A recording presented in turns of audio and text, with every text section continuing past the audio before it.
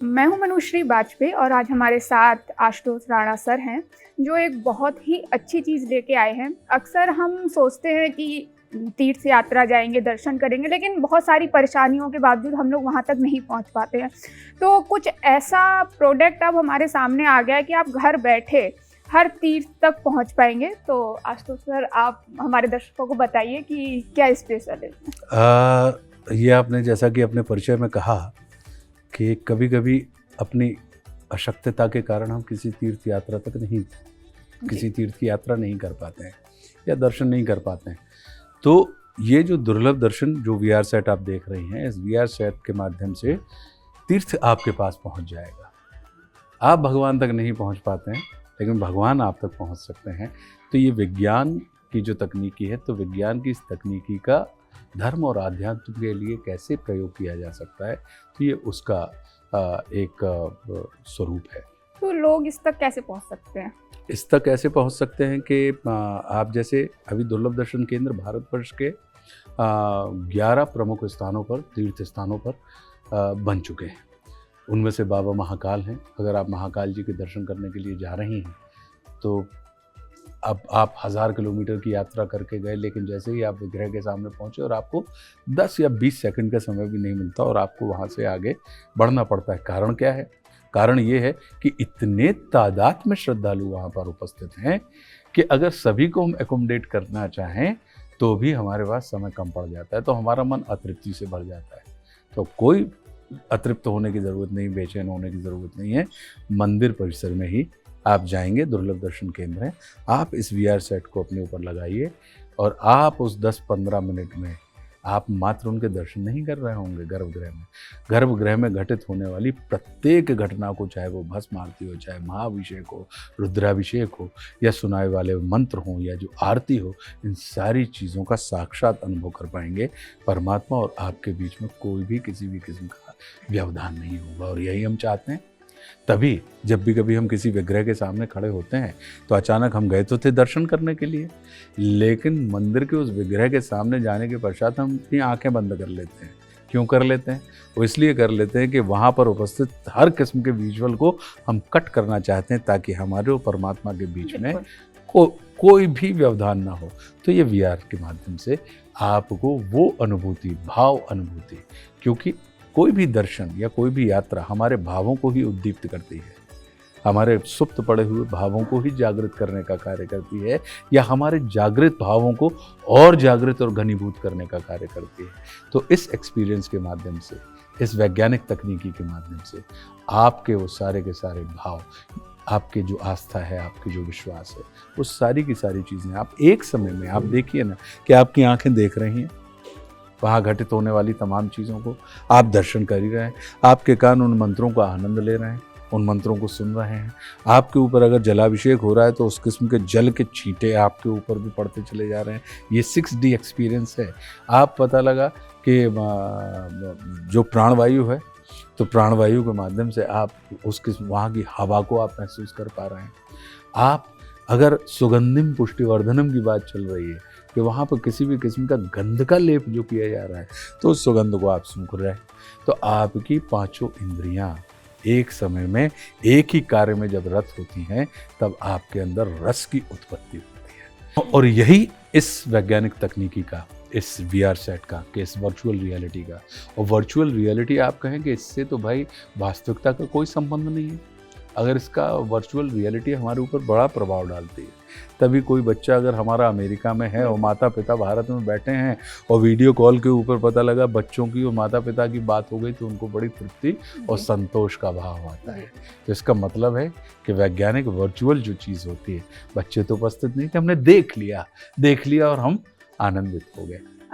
जो हमारा यूथ है आज के टाइम में, जैसे हम 90s वाले हैं, तो हम थोड़ा आस्था की तरफ झुके हुए हैं, और वो एक अपब्रिंगिंग जो हमारी होती है वो हम अपने चारों तरफ के माहौल में देखते भी हैं। और जैसे आपने कहा कि अगर जो आज का यूथ है वो तर्क भी करता है, तो वो हमारे ही लोग हैं, हमारे ही बच्चे हैं, वो तर्क करेंगे, सवाल करेंगे, तो उन्हें हमें जवाब देना होगा। लेकिन कभी कभी तर्क ऐसे आ जाते हैं कि हनुमान जी क्यों हैं, हनुमान जी कहाँ से आए, तो आप क्या कहना चाहेंगे यूथ को कि मतलब जब वो हमारी पौराणिक चीज़ों को हमारी माइथोलॉजी के ऊपर प्रश्न खड़े करते हैं, उस बारे में आप क्या मैं तो अपने यूथ के ऊपर बड़ा भरोसा करता हूँ और मुझे नहीं लगता, मैंने आज तक जीवन में कभी नहीं सुना कि आम के पेड़ से इमली निकलती है। जी, हमारे ही बच्चे हैं तो आम के पेड़ से आम ही निकलेगा, हो सकता है कि कम मीठे ज़्यादा मीठे हों। बिल्कुल। दूसरा, भारत का चिंतन, भारत का दर्शन हमेशा से तर्क वितर्क के ऊपर आधारित रहा है।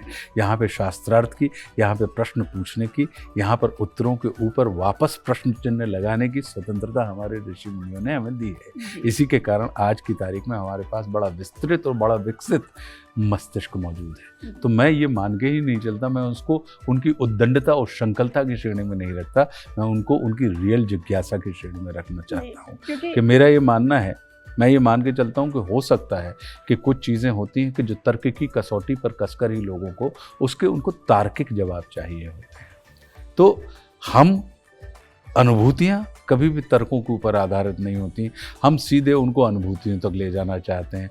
और वो ये कह रहे हैं कि परम सत्य तक पहुंचने के दो मार्ग हैं, एक ज्ञान मार्ग और दूसरा भक्ति मार्ग।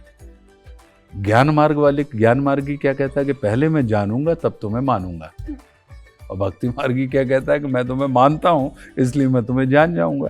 तो हम इसको तर्क वितर्क को सिर्फ ये कह के खंडित ना करें कि उन्होंने प्रश्न चिन्ह लगा दिया, नहीं, वो गहरे तरीके से पहले जानना चाह रहे हैं। जी, वो जानना क्यों चाह रहे हैं कि कहीं ना कहीं उनके अंदर हो सकता हो कि उसको मानने की इच्छा हो, लेकिन वो जान के मानना चाहते हैं। और आप क्या कह रहे हैं, तुम मान लो। आप तब ये कह रहे हैं, आज की स्थिति में कह रहे हैं, अब आप अपने पीछे जाएंगे, हम अपने पीछे जाएंगे तो हम भी पाएंगे कि हमने भी अपने सत्यों को जानने के लिए अपने स्तर पर तर्कों की कसौटी पर कसा हुआ है। बिल्कुल। तो फिर अब पता लगा कि बच्चा, जो चीज़ आप तर्क की कसौटी पे कस के आपको लगा कि मुझे नैनू मिल गया, मुझे ये इसका अर्क मिल गया, अब तुम तो तत्काल मान लो। हमारे तर्क तो बड़े जायज़ थे, तुम्हारे तर्क जो हैं वो बहुत नाजायज़ हैं और विवेकपूर्ण नहीं हैं, तो हम ऐसा कैसे मानें। मैं ये मान के चलता हूँ कि तुम्हारे तर्क आज के समय के हिसाब से हैं। जी बिल्कुल। सर, क्योंकि टाइम बहुत कम है हमारे पास, तो जैसे कि आप रावण का किरदार निभाते हो, लोगों को बहुत पसंद आता है, लेकिन अगर रावण के इतर अगर हम देखें तो रामायण का कौन सा किरदार होता है जिसे हम निभाना पसंद करते हैं? नहीं, रावण के अलावा मैं कोई और किरदार निभाना पसंद नहीं करता क्योंकि रावण के किरदार में एक बहुत बड़ी स्वतंत्रता है कि उसके इष्ट भाव में देवाधिदेव महादेव बसे हुए हैं और उसके अनिष्ट भाव में उसने किसी सामान्य व्यक्ति से शत्रुता नहीं की, उसने परम नारायण के साथ अपनी शत्रुता की भाव को स्थापित करने का प्रयास किया। तो मैं ये मान के चलता हूँ कि अगर वो इष्ट की गति को प्राप्त होते तो कैलाश जाते, और यदि वो अनिष्ट की गति को प्राप्त होंगे तो वो वैकुंठ में स्थान प्राप्त करेंगे। मेरा लास्ट सवाल आपसे है, क्योंकि आप बुंदेलखंड के बहुत करीब हैं और मैं भी बुंदेलखंड से ही नहीं, मैं बुंदेलखंड के करीब नहीं हूँ, मैं बुंदेलखंड गई हूँ। जी, तो दिल के आपके बहुत करीब है, मैं भी बुंदेलखंडी हूँ। मेरा दिल ही बुंदेलखंडी है, करीब नहीं है। तो अभी ये हम लोगों ने जो विजुअल हम लोग देख रहे हैं मंदिर के, तो क्या मैं उम्मीद कर सकती हूँ कि आगे हमारे बुंदेलखंड की कुछ कहानियां आएंगी, जैसे आला उदल हुआ?